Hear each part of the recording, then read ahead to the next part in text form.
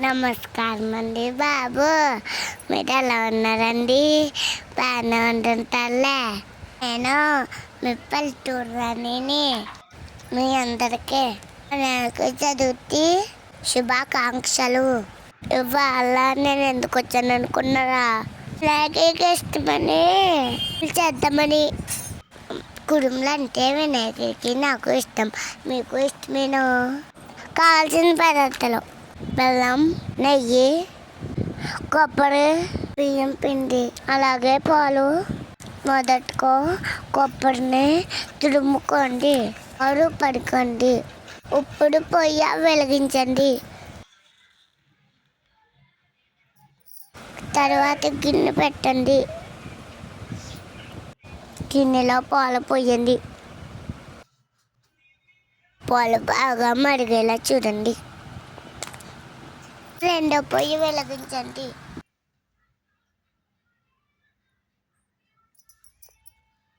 గిన్నె పెట్టండి.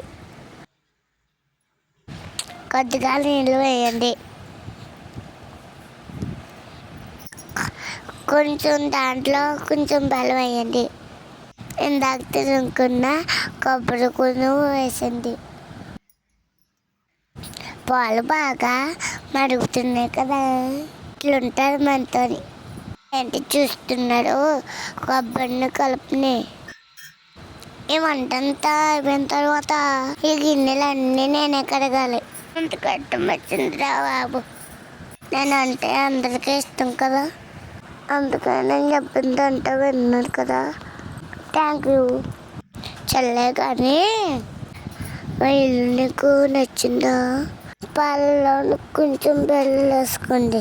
కొబ్బరి మారిపోతుంది, కొంచెం కలపండి బాబు. ఇప్పుడు పాలలో బియ్యం పిండి వేసుకోండి. వేసుకున్నారా?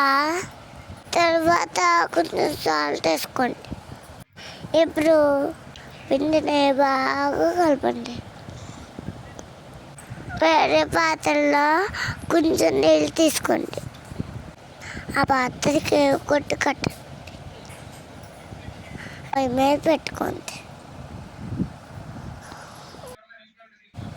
పిండిని తప్పడుగా తీసుకోండి. అందులో కొబ్బరి కూర పెట్టండి. ఇప్పుడు వంటలు చేయండి. చేసిన వంటలని గిన్నెలో పెట్టండి. పైన మూత పెట్టండి. వేరు వేరు కుడుములు నోరు పడుతుంది. ఈ కుడుములు వినాయకుడు పెడతామా? ఎందుకైనా కోరిక ఏమంటే దేవుడా, ఎక్కువ మంది సబ్స్క్రైబ్ చేయాలని ఉంటాను. పల్లెటూరుని.